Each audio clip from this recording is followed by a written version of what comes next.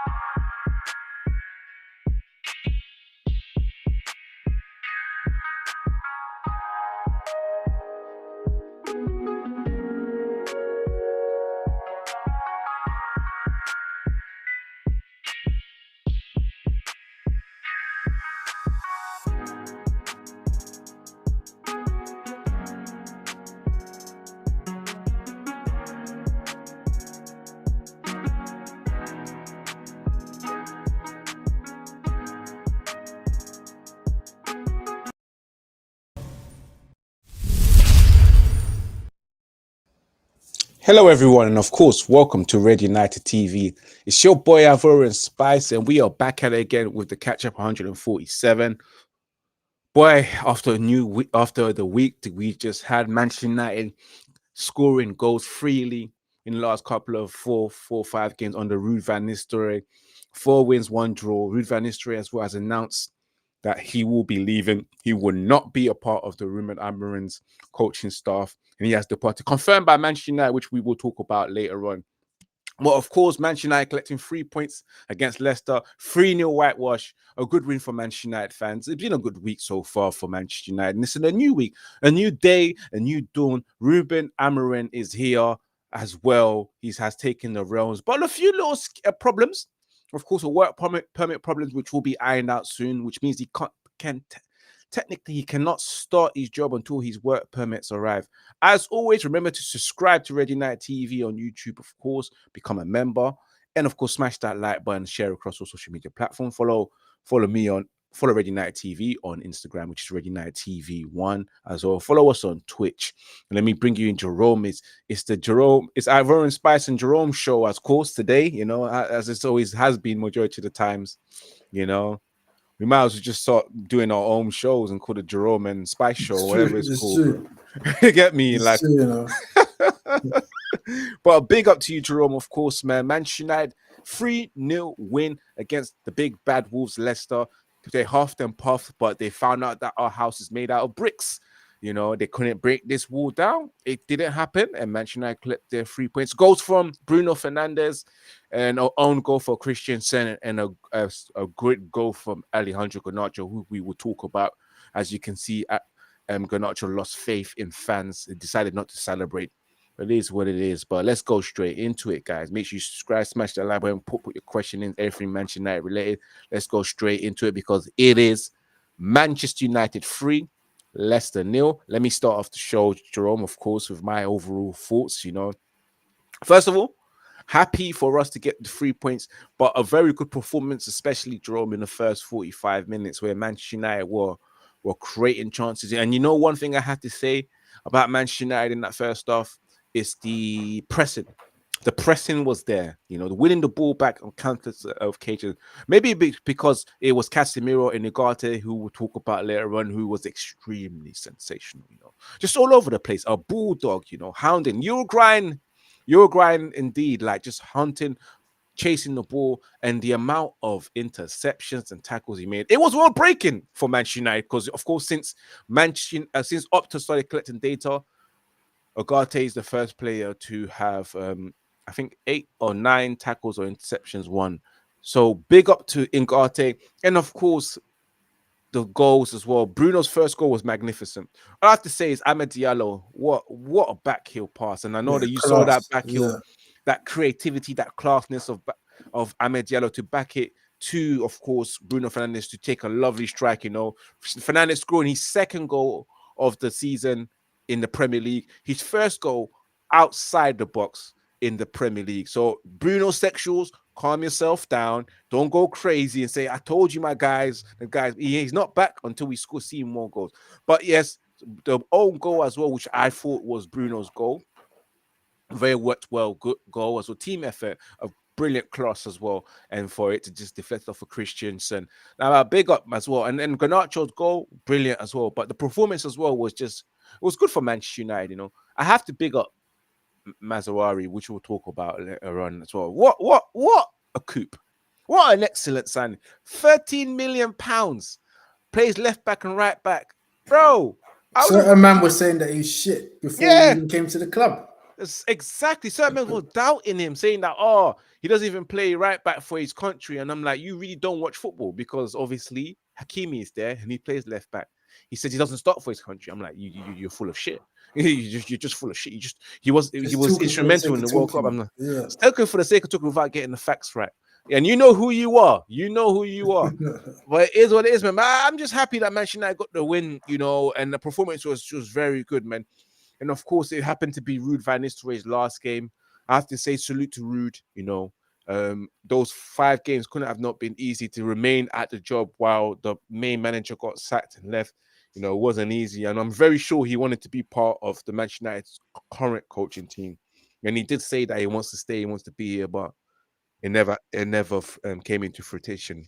So honestly, I just want to big up Ruud for doing this job. It wasn't easy. Well, big up to him, man. Jerome, let me hear a few words of you. Obviously, you watched the highlights. Yeah. It's been highlights FC lately, but it is what it is, man. But it's good that we got the 3 points. And from what I saw from the highlights, we were pretty comfortable. And there's actually some good moments in the highlights, because sometimes in the highlights you don't get the full picture. But in this case, you can see that we were pretty comfortable, and it was almost like the players were auditioning for the new incoming manager. It's almost like the new manager bounce just all of a sudden just came back on again, because obviously now everyone's in the firing line now, and I think Amorim's going to give everyone a clean slate. So it was pleasing to see. Like you said, it's good that Amad was back in the starting 11, because I don't know why he was taken out in the first place. But he's come back in. He's shown us that right hand side is his, and he's shown us glimpses of quality and creativity. And like you said earlier, the backfield that he did for Bruno Fernandes' first goal, that was exceptional vision, and it just adds another dimension to our play. Those sort of off the cuff stuff, it just helps us look a bit more unpredictable, more exciting to watch. So it was good to see that, and hopefully Ahmed can continue that now. And he seems to be a lot more happier now since the new change. And then, yeah, we were pretty comfortable. We didn't look like we were ever going to lose the game. Like in the previous regime, it was all just like we don't know what Man United are going to turn up, and no matter where we played, it always felt that it was going to be a struggle, and we were going to go life and death with any opponent that we face. But in this case, when you see 2-0 in at Old Trafford, it's been a rarity this season. So when you see us score 2 goals in the first half, then you know that things are definitely improving. So Fernandez, obviously, for me, it looked like he misplaced the header, and it was a bit of a lucky goal, really. But obviously, he put himself in that position to be able to help get the ball in the net. So you got to give him credit for that. But he's not really known for his heading ability, because I remember against West Ham, he missed a sitter from a header. So I wasn't surprised that he misplaced it. But like I said, he improved his performance. He was involved in that goal, so you can't fault that. And then it was more or less just comfortable after that. Obviously, there were some moments where Leicester had some spells, but we just never felt like we were troubled or we were going to lose that 2-goal lead. And then obviously Garnacho comes off the bench and he scores a screamer. Well, I wouldn't say a screamer. I would say it was a delightful curler into the keeper's top left corner. And I think, as I keep saying, because I know obviously in the group chat I've been saying that Garnacho's not eating that. I've always maintained that he's best coming off the bench against tired legs. He can bring that energy and enthusiasm onto the pitch, and he did that. So right now, I've been proven right that his place is on the bench and to come on and impact the game. I'm not sure why obviously I know why he didn't really celebrate, but it's part and parcel of playing for United. You're going to be, we're probably the most scrutinized club in Europe, let alone in the Premier League. So obviously things always get like exaggerated and blown out of proportion. So you have to get used to it. He's been at United a long time now to know that. So there's no point pulling a strop just because you got criticised for performance. Like we need some thick skin players with great characters in our team. We don't need some softies that are going to start crying at home just because they got criticised over a poor performance. So, but obviously he's 20 years old and hopefully he'll toughen up. But that's part and parcel of play for Man United. But it's good to get 3 goals, keep a clean sheet, a solid end to Ruud's interim reign. And we now got 0 goal difference now. So it's almost like the season's just started for us now. It's like our first game of the season now. So finally because this minus goal difference thing, we've had it for too long. We've had it for over a year. Last season, we finished some goal difference in the Champions League and Premier League and carried over into this season. Not even forget, Oli left us on minus goal difference. Yeah, literally. Well. Yeah, even Jose Mourinho left us on a minus goal difference. Yeah, well, so there's just too much minus goal difference. We need to come out of that. Hopefully, this is it now. The only way is up now. But it was quality. I know we're going to go through some individual performances, but Ugarte, he's shown that new signings need time. Loads of people saying that Ugarte is shit. He's this and that. Like, let the guy, settle into the club. Like, these players that have only been there for a few months, people are really writing them off. And I think we can clearly see now that obviously we've got some underperforming players, but the previous manager was a problem. Because how can you have your own signings like coming in and playing poorly? Like that means there's something wrong with the coaching. Because like it just wasn't adding up. Like players coming in with a good reputation and they come in and they look a shadow of themselves. Now he's gone. We're seeing the best of Ugarte. So like as I said earlier, we need to give a lot of these players a clean slate. Obviously, the ones that have been here under like 4 or 5 different managers need to piss off. But the new ones, we need to be a bit more patient with them. Yeah, 100%. You know what I have to say about Ugarte's performance again? I have to just echo what you said. Shame on the manager, first of all, for spending 50 million and then putting him on the bench. It just you know what it tells me? It tells me that he didn't want him. It was an in-year signing, and they knew that they were preparing for Ruben Amorim. Those players that they signed were for Ruben Amorim. Yeah. So again, Ugarte, excellent all over and it's what we've been missing. And you can see the balance between him and Casemiro. All of a sudden, Casemiro doesn't look like he doesn't have any legs anymore. Because he was doing it all on his own. He's transformed his performance with Ugarte next to him to do all the hard job, while Casemiro can still do the nitty-gritty stuff and get involved in the game, because for some reason it's a bit better than Ugarte going forward with the ball and making those passes as well. So again, everyone that said Casemiro's finished, legs are gone, I just think it was a manager system. The previous scrubbish manager Eric Ten Hag that was exposing him, because he was paying players that were too risky in the free. Like for example, Bruno Mount, and then you had Casemiro doing all that. It's not easy. Yeah, it's just the previous manager's got a lot to answer. Obviously, as I said, there's some underperforming players, but it wasn't just all the players' fault in this case, because every single game was a struggle and we were always losing a midfield battle. And you could kind of tell, I think the first game of the season, I swear he started Bruno and Mount together. in the first game of the season, and we knew from last season that they don't work playing together. And he's gone to something at the start of the season that doesn't work. Like, yeah, it's just I'm just glad that it's done eventually. Better late than never.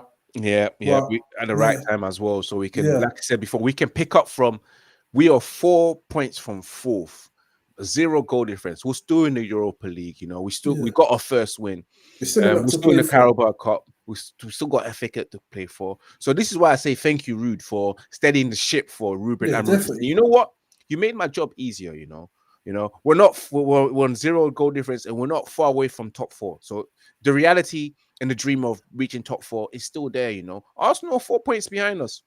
Yeah, literally. We played them in the next couple of weeks, I think. We played them in City in the next month. So yeah, just some ground to make up if we get some points. Absolutely, and of course, let's talk about these players. Of course, another player that done well. And before you even get to Ahmed, Mazraoui, Jerome, I wished you saw the whole 90 minutes. I can imagine. He's class. He's steady. He's class. He's quality. The money that we paid for, absolute steal. You know what? I would even write an email and ask, by me, did you make a mistake with what you charged us? Because I believe we might be owing you some money. That type of email. You know that one day where you get something and it's too good to believe that you have to check to see. Like, for example, you've received your tax refund and it's too much, and you're like, this ain't not right. Yeah, let me take it back. Let me call them up and snitch about stuff. I think I've received too much back pay. They'll be like, no, you haven't. That's all you think, man. Yeah, do you get me? That's how I felt, because of course Mazraoui was exceptional yesterday. Left back. It's the same performance that you get. A 7 out of 10, an 8 out of 10, sometimes a 9 out of 10. It's nothing but 7s, 8s, and 9s for Mazraoui, you know, especially against Leicester. It just shows the quality, the fact that we have a fullback who's very good on the ball. He can play the number 10 position, but we don't want to see that again. Yeah. You know what I'm saying? Not under the pre. Maybe Amorim can do it, but I don't know what E-Tex was doing. He's just chucking people in different positions with no strategy. Now, what did you see from the highlights that you saw? Did you see anything positive, or so far? What's your thoughts on Mazraoui's performance? From Mazraoui, he's definitely our buy of the season, without doubt, because of the price that we paid and his consistency throughout these 11 games. He's been our most consistent performer. And considering that he's played right back and left back as well and looked competent in both positions, he's definitely one of our star performers. And as I was saying in the group chat before, he makes our other players just look average because of his technical quality. So I'm just happy that we've got him. So I think the aim now is to buy a lot more players of that ilk. And then if we can maintain it, then we'll be similar to like City in terms of the kind of players that they buy, because they look at the technical qualities of players, whereas the previous regime was just looking at runners.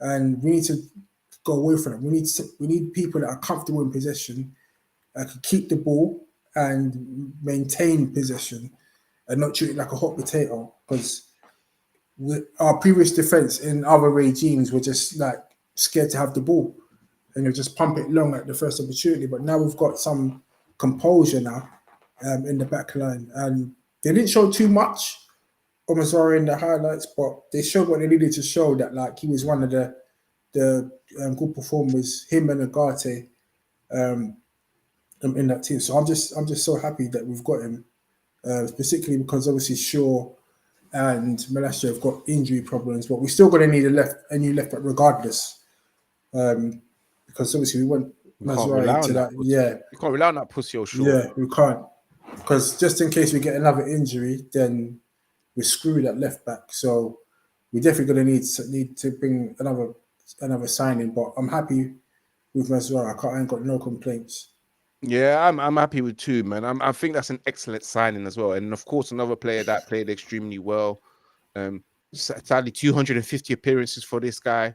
It's about 98 goals, about 73 assists. You know who I'm talking about. Starts with a B and ends with Nandes. Bruno Fernandes, of course, celebrating his 250th appearances with a very good performance as well. But there were some moments. He had his moments, Jerome. If you watch the whole 90 minutes, he had his moments. His usual fanboy was in the chat group in a watch along, trying to big him up and all that kind of stuff. and because he scored, he got excited. And I pointed out to his mistakes, but stayed silent during the whole watch along. But yes, Bruno, he was good. He was good. Yeah. You know, I have to give him props. You know, he scored the first goal. His movement and anticipation for this second goal is the reason why we got that own goal. But overall, a very good performance from Bruno Fernandes.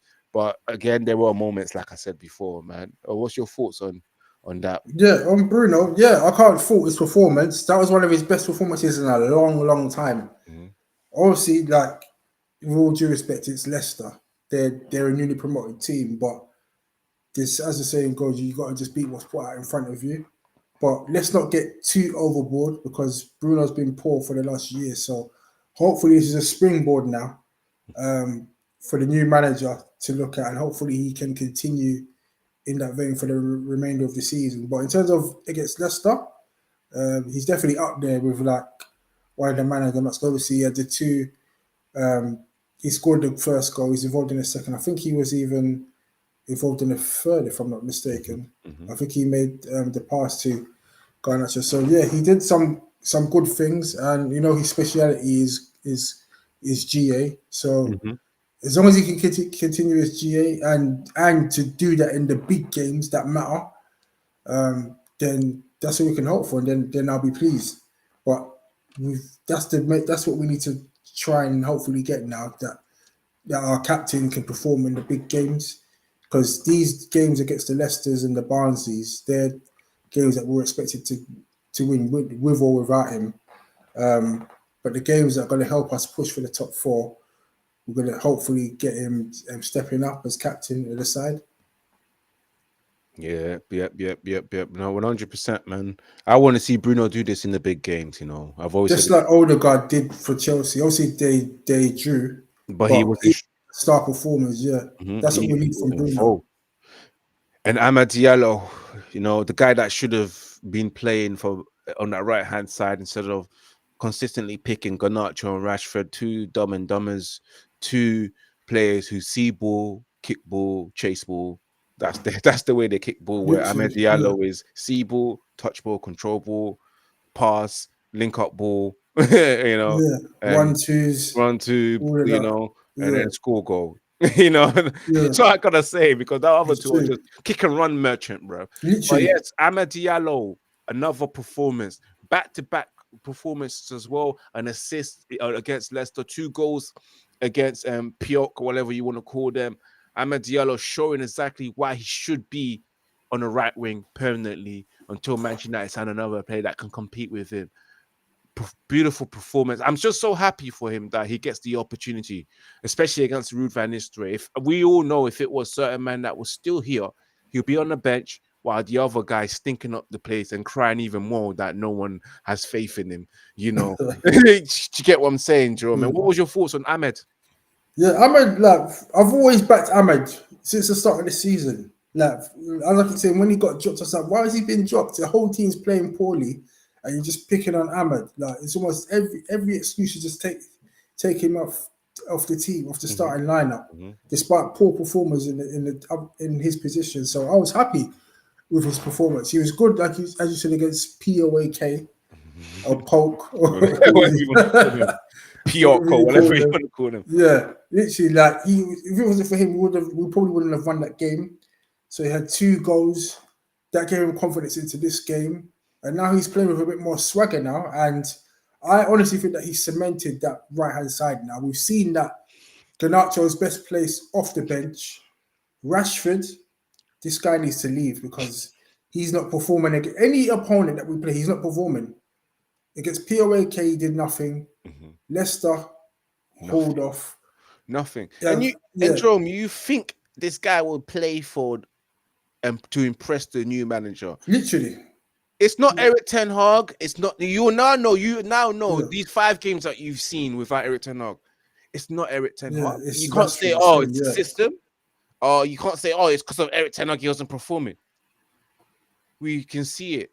I heard someone saying that he might be picking up an injury. I was like, are we going back to 2022 under Oli, where every time Rashford played poorly, he's got a back injury.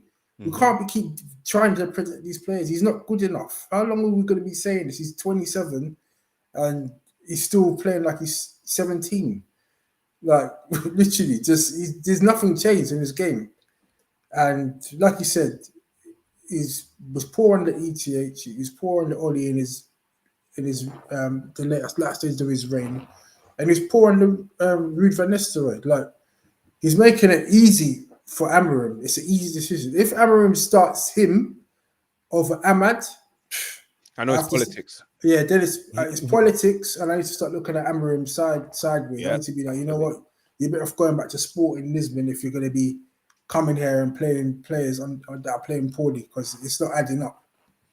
No, it's definitely not adding up, man. Rashford has been abysmal, man. Again, as people saying before, it's not the managers, it's not the system, it's just him. He's been pulled for more than 18 months. He showed me ever since he got that contract that he ain't the one. But I've seen, like I said before, and I said it to our friend as well, that champions losers. It's been 10 years.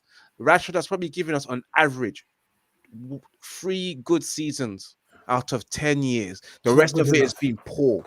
What is there to say that holds the weight, that tells you that he's got credit in the bank for him to remain here? It is time for us to cash in on Marcus Rashford while we can. He's 27 years old. He hasn't amounted to anything significant.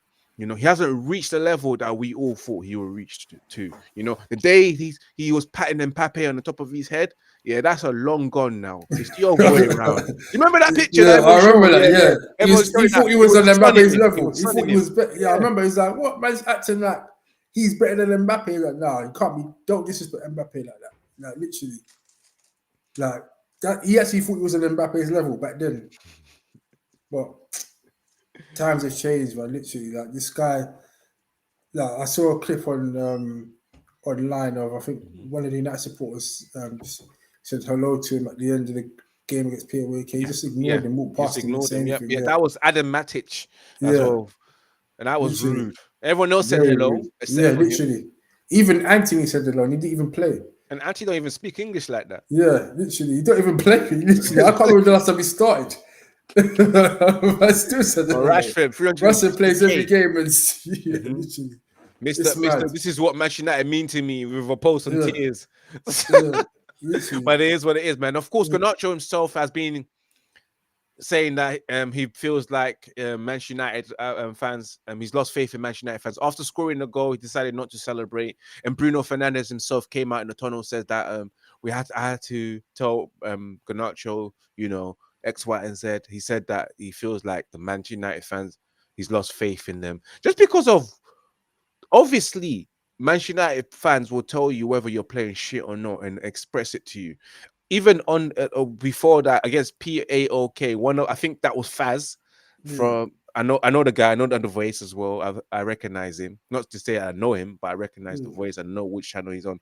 Faz just telling him that, you need to pass better. You know, you need to look up more, create more opportunities, and finish your opportunities. You know, and the guy said, "Why don't you play? Why don't you?" I'm like, listen, bro. It's just giving you advice that you should just be passing better, look up, control the ball better, improve on certain things, you know. And I'm looking at the play. I'm looking at the play thinking that, you see, you're not meant to be here, because the Manchester United players that I know, like for example Cristiano Ronaldo, do not retaliate from this. They're like, oh yeah, thank you, I'll go and do it on the pitch, you know. Because I've said it before, to play for Manchester United, you have to have thick skin. To play for the best clubs in the world, where pressure's always on you, and criticism will always be there, harsh ones as well, you have to have thick skin. And for you to be allowing these criticism to get to you emotionally and mentally, it tells me that you're not built for this club, you know. Man up. Definitely agree. I understand that he's 20, but man up. Man the fuck up, bro. He definitely needs to man up. I know Garnacho's M's guy, but Garnacho's not it, fam. His best position is coming off the bench and impacting games. Says Viva Garnacho as well. That's because the fan base, like people like Ems, they're trying to bring up to Ronaldo. He's not Ronaldo level. If he carries on in this vein, he'll end up at Cadiz or Sassuolo or something. Because right now we ain't seen enough, but we see the best of Garnacho off the bench. But as you said earlier, playing for United is a different level altogether. Like top elite clubs, you get judged on your performances. If you play well, you get praised. If you play poorly, they get criticised. Clubs that you think clubs like Barcelona, Real Madrid, Bayern Munich, and Juventus, you think you can just play poorly and everything's okay? No, you'll get criticised. If he doesn't want to get criticised, go to like Ipswich or somewhere where you can just relax and lose. Literally you can lose and you can still just like get on with your day. Like this is Man United, the standards are high. So yeah, exactly. I always have to say the mentality is different. I've always compared, like I said before, Cristiano Ronaldo, the mentality that he has is different. I remember Cristiano Ronaldo losing his father. Ferguson said, no, you can't play. You need to take some time off. I understand if you need to. And he said, no, boss. No, I'm going to play that game against Porto. Do you know what he did? He scored and celebrated and pointed to the sky. Mentally strong. The guy remember when he lost his child? Yeah. He still scored the very next day. He said, I want to play. That's the type of mentality that you need to have. You don't allow anything to block your performance, anything to get in there to stumble or destroy you mentally for it to show on the pitch. To play for Manchester United and play the biggest club in the world and play for big clubs, you need to be mentally strong, mentally stable. Yeah, definitely. I can give you another example. Give me another example, yeah, please. See, this is going way back to 2008 Champions League winning campaign. In the first leg at the new camp against Barcelona, Ronaldo missed a penalty, skied it into the stands, and we drew the game 0-0. Instead of getting sad about it, he came out into the camp and just said, "Yeah, don't worry about it. We're gonna win." And lo and behold, the next game, full score screamer, we won, got through to the final, and the rest is history. That's what you call elite mentality. He could have shriveled up at the new camp and said, "Oh, I can't believe I missed. Oh, yeah, we're gonna try our best in the second day." He said, "No." He said, "We are going to win." He said that with chest after the new camp. We're going to win, and we did. That's what we need from our players. Not stropping because someone said that you didn't play well, or someone's telling you to play better. Just go out there and perform on the pitch. We've got too much players that love going on Instagram and saying, "Sorry, we go again next week." No, just do your talking on the pitch. As Evra said, too much politicians at our club. There's that too much politics. Just to let you know, we already spoke about Rashford. Just to let you know, not long ago, you've missed that section. It's time for Garnacho. This section is on Alejandro Garnacho losing faith in the Manchester United fans. And again, let's go back, because I always say this, to become a professional football player, I know you go through a lot of mental obstacles, should I say. You have to go through a lot to get to the professional level. From being young, training and hoping that you'll get into the under 16s, then hope you break into the under 18s. That builds your mentality from brick to brick, stronger and stronger as you get to the stage where you finally sign your professional contract. Because through that, there'll be a lot of hard work, a lot of criticism, which and a lot of development that goes into you that has to build you mentally to get there. So you should have the thick skin, and block out what's from the outside, because you've been prepared mentally throughout your whole time of developing yourself to become a professional football player. And then when you get there, that's where everything starts, and it's even much more harsh as well, because you now have made yourself visible to the world. The whole world knows who you are. You've got tons of followers, and yes, you will play poor, and yes, they will say you're shit. But again, you're meant to be able to block it. So again, I will say this before. I don't really care if you're 19 or 20, because if you're good enough, you're old enough, first of all. Yeah, definitely. Yeah. So again, you need to, Manchester United, we used to have winners, and winners don't let criticism get to them. Winners allow criticism to make them stronger and better, and become champions. And that's what makes champions. Learning from hard times.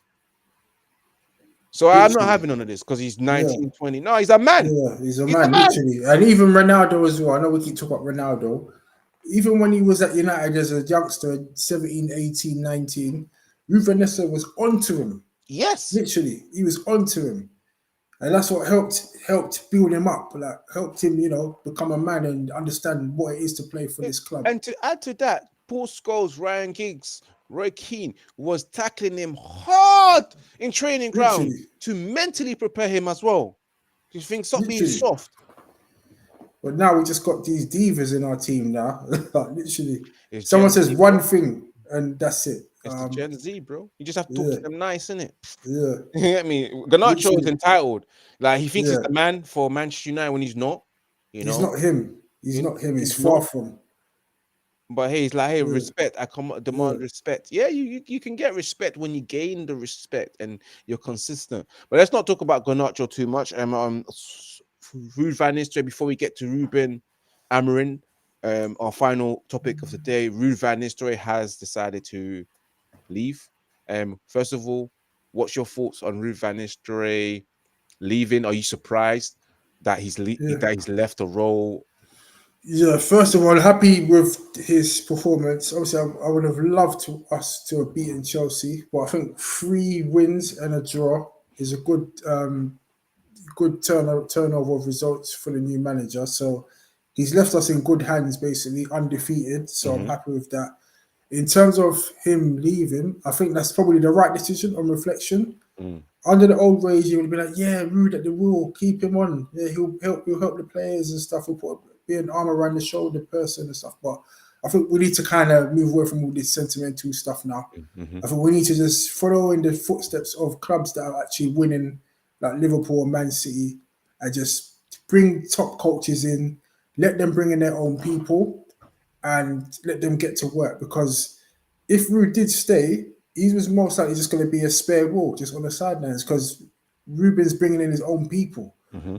And Ruud van Nistelrooy doesn't know any of them. So it's just going to be like, Ruud would always be like a new employee just on the sidelines.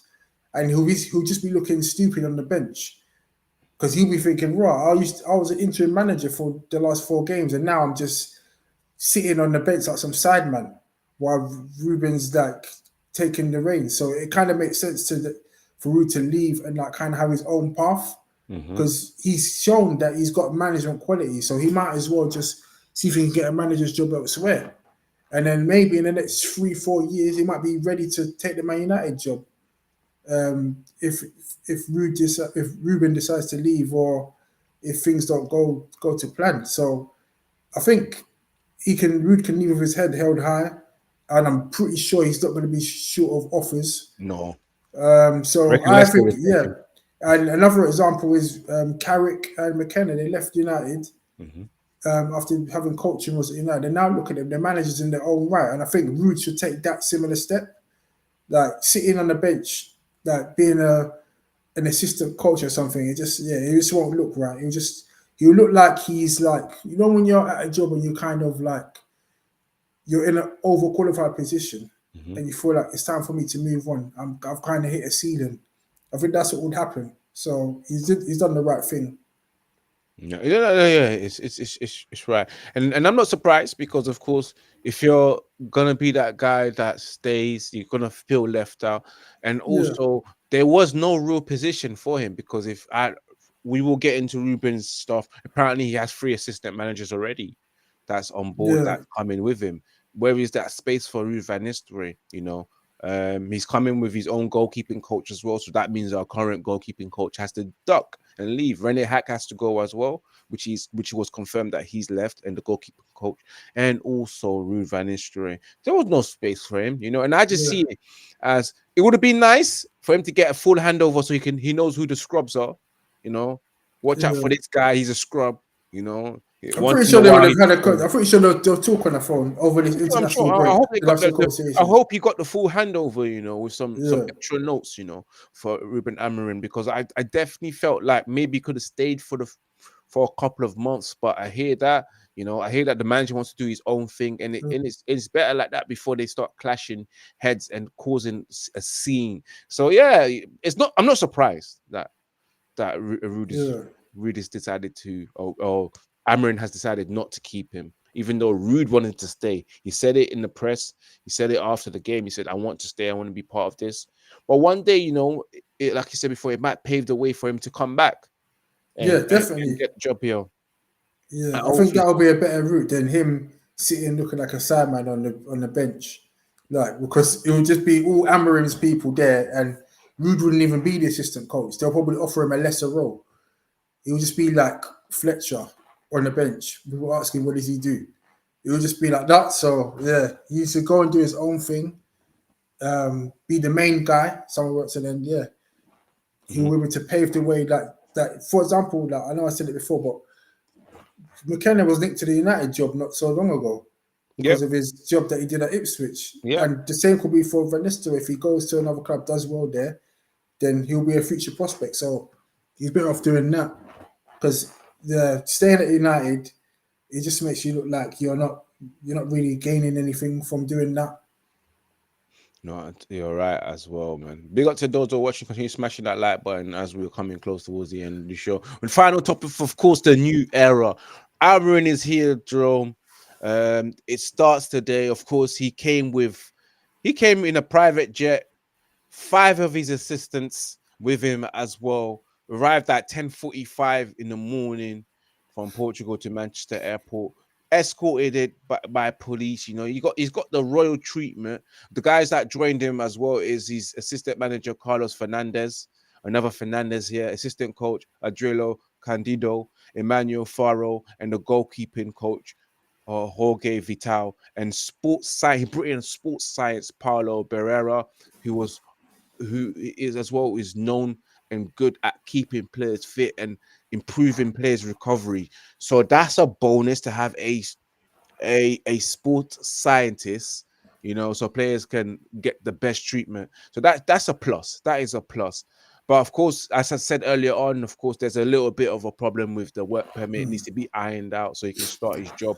So technically, he can't really address the media, or he can't even do any training sessions until he gets that work permit, which probably won't be a problem. Probably by the end of this week, that will be sorted out for next week for him to start his job properly. But that, again, another typical Manchester United, isn't it? Just delaying the delay. Delay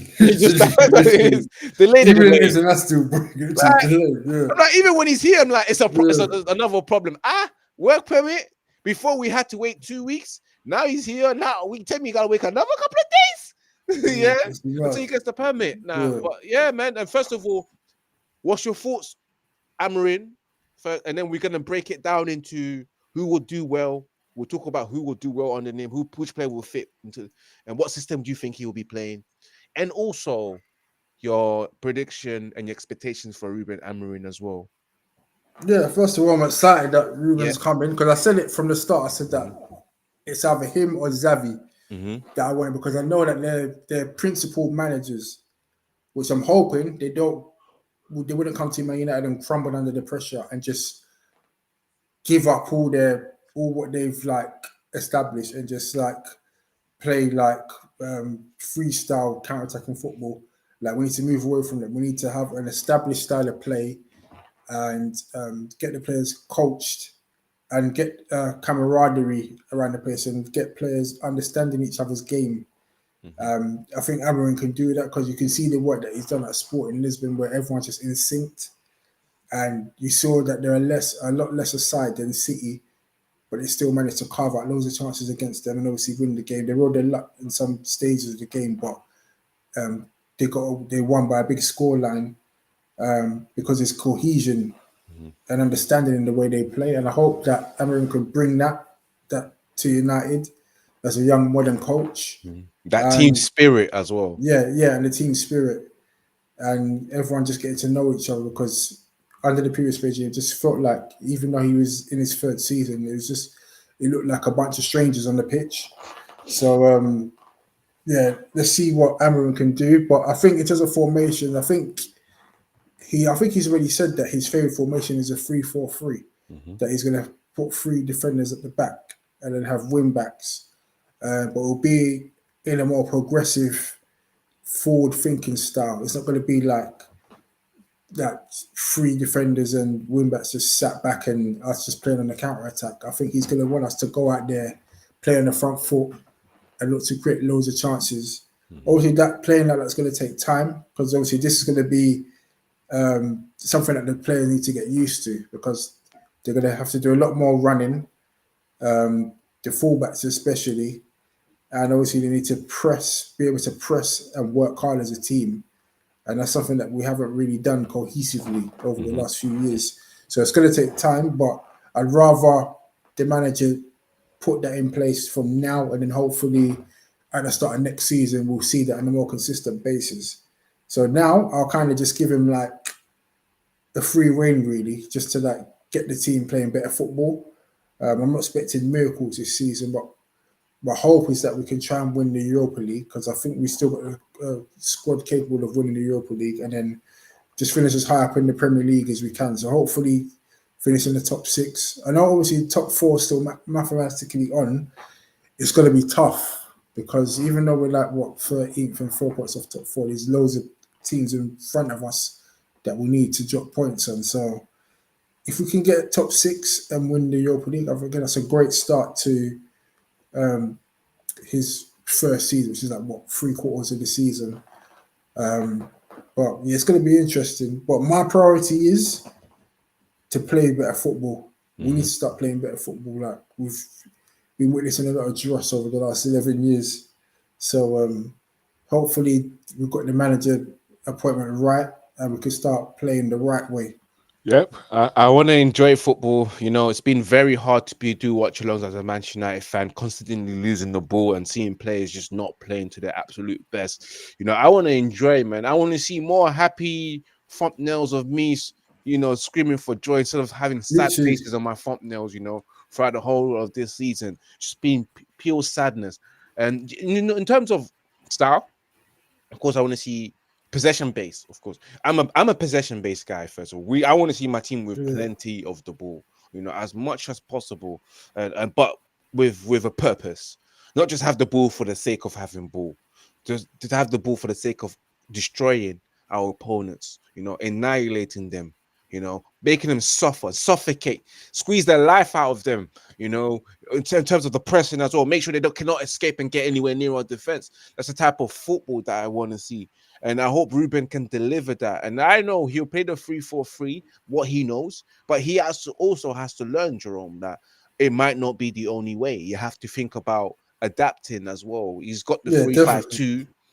Maybe you can do the 4-3-3. You know, I know in transitions, are we gonna be 3 at the back or 4 at the back when we don't have the ball? You know, is there gonna be a transitional pattern in the formation? Because in the Premier League, you have to change during the match.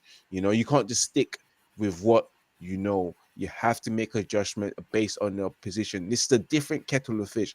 We have too many top class managers here. You know, too many good quality players and good quality teams. You know, this ain't your average league where you all you have is Porto and Benfica. The rest you can just win. Yeah, there's teams like Brentford that can roll over you on any god-given day, and you need to know that you need to be on your A game every game, giving you 120% and be tactically astute. And I want to see that from him. I want to see a flexibility with the 3-4-3. So hopefully I can be seen. But Jerome, which player do you think will thrive under his system, and which player do you think that will not and probably will get sold? I think in terms of players that will thrive, I think definitely Amad, Mazraoui, De Ligt, Martinez, Nana. I think even Casemiro will thrive in that system, to be honest. Casemiro, because he loves playing the 2 defensive players. One of them a bit more forward, one of them a bit more defensive focus. But so they might have a I think he'll stick with them. I think what's that guy? I forgot his name. He's hardly played. The young England black guy. I forgot his name. Mainu. Kobe. Oh my God. Kobe. Kobe. I think he'll play well, but I think he might become a bench player. You know, I can't even lie to you. I think he'll be a bench man. I think he'll be a Ugarte and Casemiro this season as the main starters. I don't think he's not going to rotate it a bit. You know, sometimes it's probably maybe for the Europa League he'll rotate it, but I don't think he'll be like the first name on the team sheet. I think Mainu would be with Ugarte more than Casemiro. You think so? You know? I think so too. You know, I feel Mainu, because he likes to play one defensively solid midfielder and one midfielder who can do a bit of everything. And Kobe Mainu can do a bit of everything apart from the defensive side of the game, which he still have to learn and develop. Casemiro, the only thing with Mainu, I just think that his fitness levels seem to be up there. It seems like Mainu tires quickly. It's almost like not as bad as Sancho, but I think he kind of fades a bit. Yeah, I'm just thinking about transition. You know, who's Yeah, better on the transition, Casemiro or Kobe Mainu? It depends. I think there's debate for any of them, and it will be a very yeah, good way of him mixing, interchanging. You know, you have options. That's the great thing. yeah, You know, you got even Christian Eriksen there that can play in that midfield and help out. You know, because we definitely will need a defensive-minded midfielder yeah, and an offensive-minded midfielder, because obviously to bring that balance into it. You know, yeah, and the number 10 position is going to be very interested. You know, and yeah, I'm very interested to see how he's going to deploy Garnacho and Rashford, because I know Ahmed's got an yeah, opportunity to play in the 10 yeah, position, because he can play in that 10 position, or he can play the right wing back. You know, yeah. because I think, yeah, I know the way our new manager likes to play. He likes to play a wing back who's defensive minded as well, who can hold the line and drop deep, and the other wing back who's much more offensive, that's comfortable on the ball, that will create opportunities. Basically, a winger that's a fullback. If you get what I'm yeah, saying. it's true. Yeah, yeah, definitely. Well, going back to what you said on Garnacho and Hmm. Rashford, that is going to be interesting Hmm. on where they fit in into Hmm. Amorim's system. Hmm. Obviously, I think Garnacho is best placed coming off the bench as an impact player, Hmm. but Rashford, obviously, he's our star player. I'm struggling to see where he's going to start or where he fits in into Amorim's system. I'm going to be Don't be honest, because surprised if it's left foot. people saying Rashford will start up front as a 9, but Rashford keeps telling us that he doesn't want to play up front as a 9. So how is that going to work? He's going to force him to play in a position that he doesn't want to play in. He's told us up front is not his position. He said that he's best off the left, but we've seen that he's no good off the left.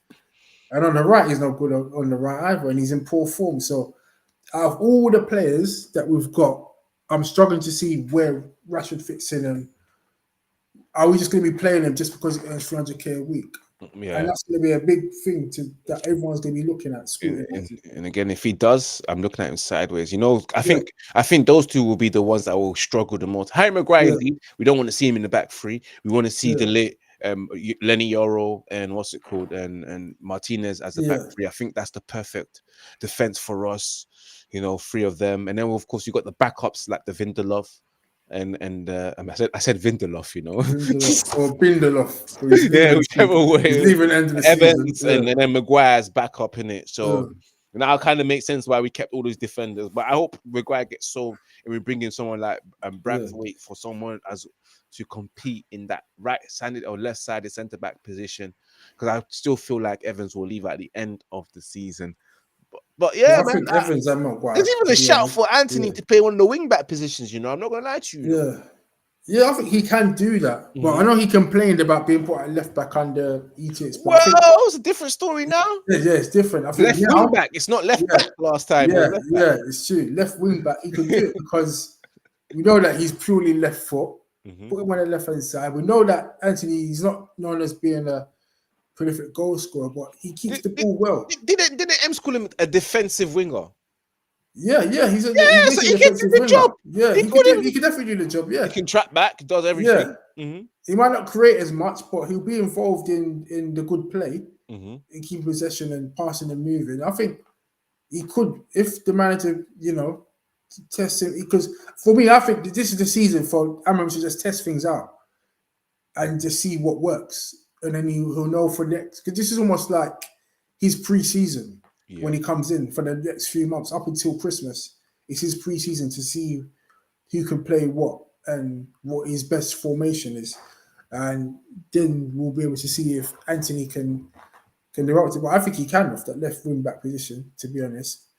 So there's options there. I think Amorim, obviously we've been poor overall this season, but I think Amorim will be coming and thinking, we've actually got some decent players here.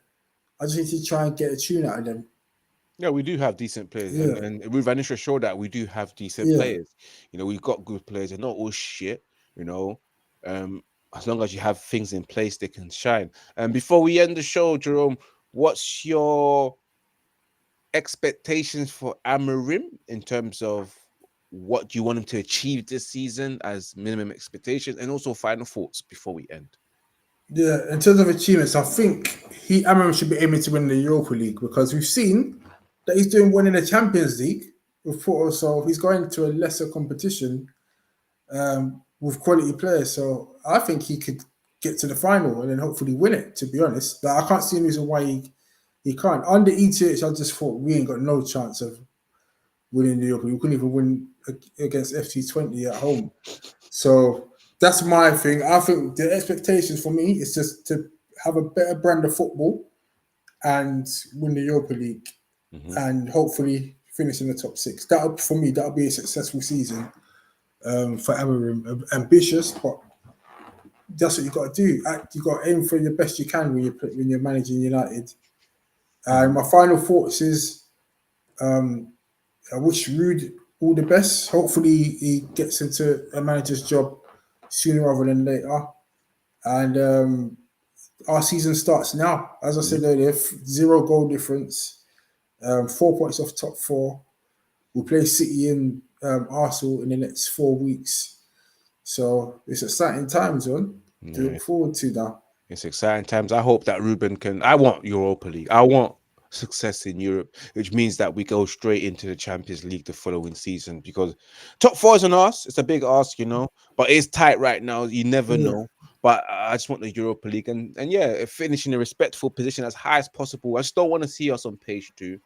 And again, like you said earlier on, thank you, Ruud van Nistelrooy, for what you've done in these 4 games. It wasn't easy. Wish you could have stayed, but I hope we see you again in the near future, This has been the catch up. Big up to everyone that's tuning in. Make sure you subscribe. So smash that like button, share across all social media platforms. Become a member of Red United TV by clicking on the membership and selecting the perks. Everything supports the channel and goes back into the channel. Till next time as well. We won't be here next week, but we'll be back once the Premier League resume on that Monday. I might be live this Wednesday or Thursday, depending on giving you the latest Manchester United news, and also potentially next week as well. But till now, enjoy the international break. Hopefully my country, Ivory Coast, and my second country, England, get some points on the board, and hopefully Jamaica does well as well for the qualifiers. Fingers crossed. Fingers crossed, man. And big up to everyone that's tuning. This has been the catch up. As always, remember to keep it united. Remember to keep it Red United. And our season starts now, like Jerome say. Peace and love. Peace. See.